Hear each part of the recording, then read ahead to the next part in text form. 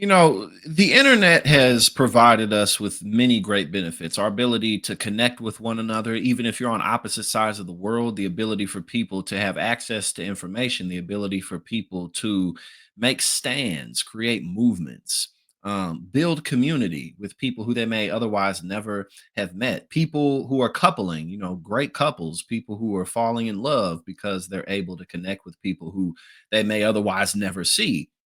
But also, in the last 15 to 20 years, the internet has exploded so much. The app world has exploded so much. There aren't really any guardrails. And the way algorithms work is you are exposed to what you want to see, not what you need to see, or not necessarily what's the truth.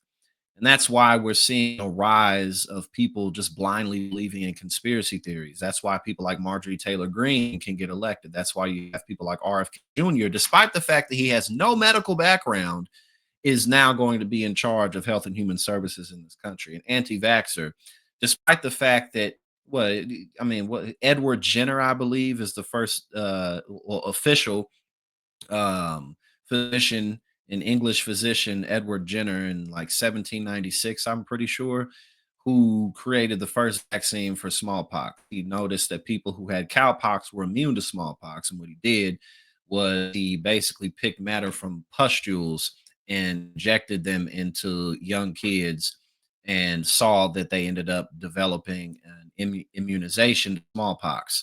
So we've been using vaccines for many, many, many years. Vaccines are the reasons why, again, smallpox, polio, measles, mumps, things like that aren't as rabid and widespread as they used to be. People died from these things. Children died from these things. Despite the fact that study after study after study has shown that vaccines do not cause autism, here we are. So, all that being said, let's go ahead and check out MTG. We're also going to watch this video with um, what's the name, with RFK Jr. on why we're making this video in the first place. So Marjorie Taylor Greene gets roasted. Controversial Rep. Marjorie Taylor Greene kicked up a firestorm of criticism today by unequivocally declaring that vaccines cause autism. The Republican congresswoman was condemned by pundits from across the political spectrum. Again, this is not really a partisan thing. Like, this is crazy conspiracy territory. Anybody with a functioning brain knows, nah, no, we really shouldn't be about pushing down this path. Her stance was in keeping with the beliefs voiced by President-elect Donald Trump to head Health and Human Services, Robert F. Kennedy Jr. And this is what she posted today. I fully believe vaccines cause autism. It's another example of crimes against humanity, and innocent babies, children, and their families are victims. Now, keep in mind that when they try to point to data about, oh, where so many more people are being diagnosed with autism these days, well, that's largely because, when you go back in time, we didn't really have an autism spectrum officially. We didn't really, the science wasn't as developed. We didn't have as many people tested. So that's why so many more people, among other things, are being diagnosed with autism now, because we have more of a criteria to diagnose people with these types of things. And so again, now look at all these organizations. We're gonna watch this video in a sec. Vaccines do not cause autism. We got the CDC, Mayo Clinic, EJPN Journal, all these different .eus, .orgs, National Academy, Sanford Health, Vaccine Safety, NPR, another from Mayo Clinic, UCLA Health, Fact Checker website, Scientific American.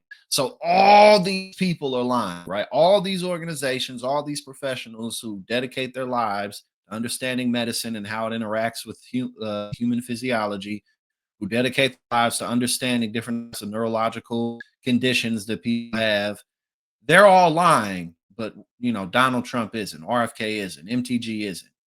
We live in a time where the algorithm leads us to what we want to see, not necessarily what we need to see. So we got here Bakari Sellers. This is embarrassing. Indeed, it is. Kimberly Ross. They don't. Saying things like this harms children. Overall, MTG continues to behave like a lunatic. Indeed, she does. Here, Frank Luntz. Again, extra Republican Frank Luntz. This is not a liberal.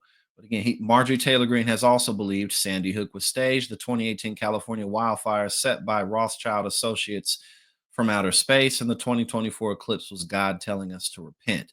Again, Frank Luntz is a Republican, famous Republican pollster, a good pollster too, straightforward guy. He definitely has integrity. So this, this is not a conspiracy lunatic. We got more pretty much people saying the same thing. Again, these individuals are in our government. RFK Jr. RFK Jr. Despite the fact that he's a conspiracy theorist, he's an attorney. He should not be the head of Health and Human Services under any circumstances. He just shouldn't be. That's just not what should be happening. Now we're gonna go ahead and check out a little bit of this video because listening to RFK Jr. is a bit difficult sometimes. So we're gonna look at this from Twitter. I'm never calling it X. In his interview, this guy's a conservative who's interviewing him, and he's like, "Oh well, what about X, Y, and Z?" So let's check this out. We're low on time, and I want to get to vaccines. If your kids were young now, would you give them the measles, the mumps vaccine? No. I got measles, mumps when I was a kid. It was Lots of people die from them. Used to die from those diseases. well, you know what? They died in the 1900s or early 1900s. There were about 10,000 Americans a year died. In 1964, there was about 300 or 400 who died, and they were almost all severely malnourished kids, mainly from the Mississippi Delta. This was before the poverty program, so there was a lot of starving children in our country. It's very, very hard to kill a healthy child with any infectious disease. But Okay, so let's stop here, right? So he basically is saying, yeah, I'm well aware that, children used to die from this, but that was just back in the times when they didn't have as much access to nutrition. That's not a good reason for children to not be vaccinated because now we have better nutrition. Because first and foremost, not everybody has access to this nutrition. And as the wealth divide continues to grow, as those disparities continue to expand, you can count on more and more people not having access to healthy food, especially in food deserts. You go to poor neighborhoods, a lot of all that's around is like McDonald's and Taco Bell and stuff. So again, he's just making his conspiracy sound like it makes sense, but it doesn't. So let's continue. particularly with measles. And the World Health Organization now says vitamin A is an absolute cure for measles, which we didn't know about back then. Back then, we were treated with chicken soup, and it was, a week at home watching Leave It to Beaver, and every kid caught it.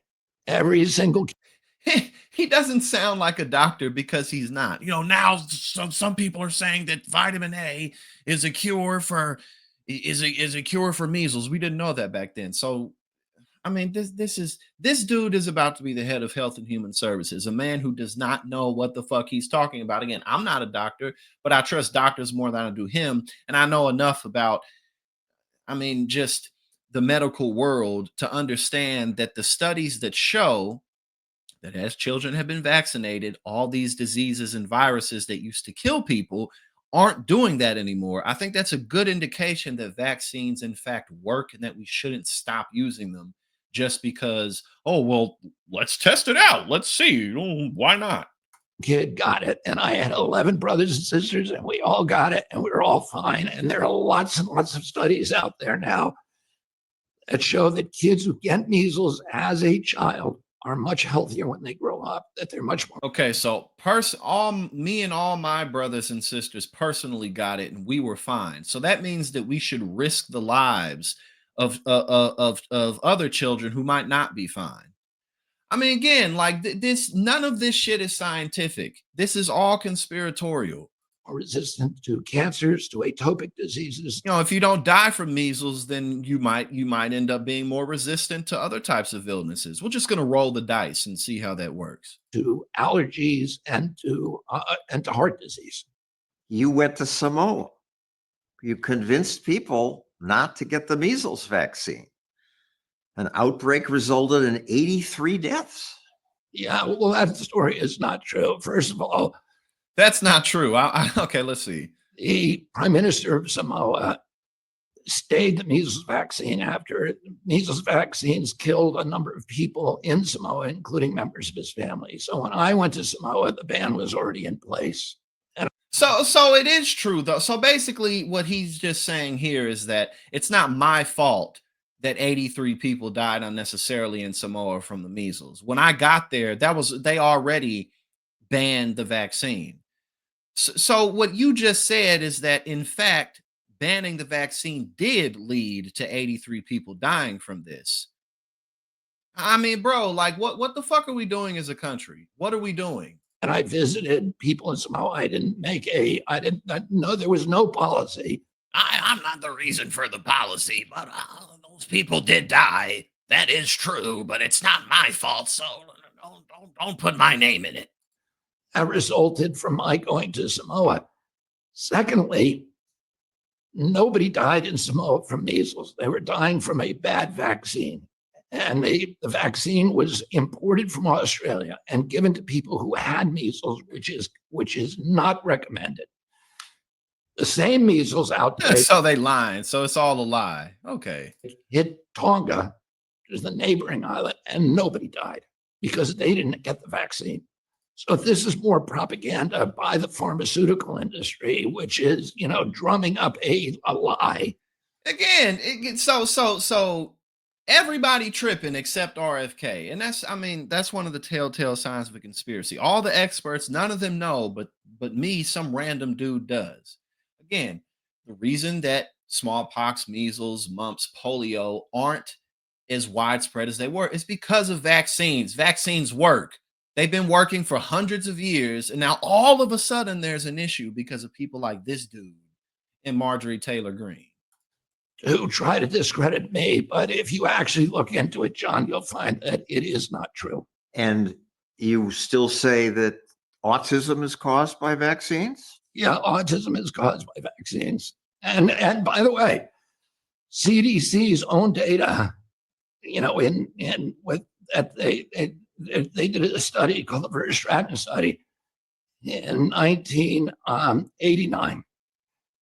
And they looked at the hepatitis B vaccine. They looked at children, and from the biggest database in the world, the Vaccine Safety Data Link, they looked at children who got the hepatitis B vaccine during their first 30 days, and they compared those to kids who got it later or didn't get it at all. And there was a 1,350%